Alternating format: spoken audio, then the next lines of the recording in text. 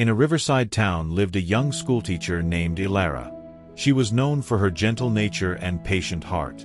Every morning she crossed a wooden bridge to reach the small school where she taught children. The job paid very little. Her apartment was tiny. Her shoes were worn. Yet she loved teaching. Many people told her she was wasting her talent. "You could earn much more in the city," they said. But Elara always replied, "Not everything valuable can be counted in money." One winter evening, while walking home, she noticed an elderly street musician sitting alone beside the market. Snow was beginning to fall. Most people hurried past without looking at him. His hands were trembling from the cold.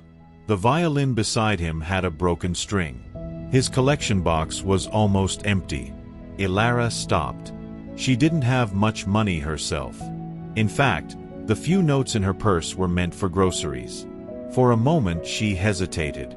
Then she quietly placed the money into his box. The old musician looked up. Their eyes met. "Thank you," he whispered. Elara smiled. "Stay warm." Then she walked away. She never learned his name. That night she ate only bread and tea. The next day she forgot about the incident entirely. Life moved on. Weeks became months. Months became years. Nothing magical happened. No reward arrived. No opportunity appeared. In fact, life became harder. The town school lost funding. Several teachers were dismissed. Elara was among them. At 29 years old, she suddenly found herself unemployed. She searched everywhere for work. Rejections piled up. Bills accumulated. Savings disappeared. There were evenings when she sat alone wondering whether kindness and hard work truly mattered. One night she looked out the window and whispered, "I always try to do the right thing. Why does everything feel so difficult?" The room gave no answer. Eventually, Elara found work at a public library. The pay was smaller than before, but she accepted it gratefully. Every day she helped visitors find books, organize shelves, and read stories to children. Most people barely noticed her, yet she continued giving her best, because that was who she was. Several years later, a major company announced plans to build a large educational center in the town. The project would create jobs and transform the community. Many organizations applied to manage it. Among them was the local library. To everyone's surprise, the company requested a personal interview with one specific employee, Elara. She had no idea why. The meeting took place in a large conference room. Across the table sat a successful businessman named Rowan. He studied her quietly. Then he smiled. "You don't recognize me, do you?" Elara shook her head. "No." Rowan opened a small wooden case. Inside was an old violin bow. "I was the street musician's grandson." Elara stared at him in confusion. Rowan continued, "My grandfather talked about you until the day he died. He never forgot the teacher who gave away her grocery money when nobody else stopped." Elara felt a lump in her throat. She had forgotten that moment years ago. But someone else had not. Rowan leaned forward. "My grandfather taught me something important. He said character is revealed when nobody is watching. That night, nobody expected you to help. You gained nothing. You weren't trying to impress anyone. You simply cared." He paused.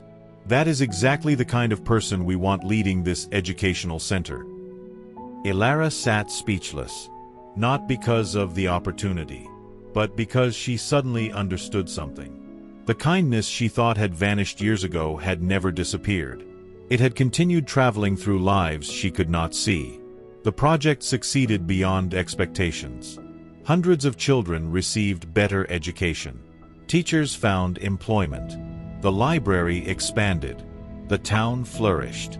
And whenever people praised Elara's success, she would quietly smile, because she knew the truth. The story had not begun in a conference room. It had begun beside a lonely musician in the snow. Years later, during a speech to graduating students, Elara shared one final lesson. She said, Most people think karma is a reward system. It isn't. Karma is a chain. Every action creates another action. Every kindness inspires another kindness. Every cruelty creates more cruelty. The question isn't whether your actions matter. The question is what kind of chain you are creating. The audience remained silent, listening, thinking, remembering. Friends, here is the lesson. Karma does not always arrive in the form you expect. It may not return tomorrow. It may not return from the same person. It may not even return as money. But every action leaves a mark on the world. And one day, often when you least expect it, the world reflects that mark back to you. So keep being honest. Keep being kind. Keep doing the right thing even when nobody applauds. Because karma never loses an address. And karma never fails. If this story touched your heart, please like this video, share it with someone who needs encouragement, and subscribe for more meaningful stories that inspire wisdom, kindness, and hope. Until next time, take care of your heart, and remember that every good deed matters.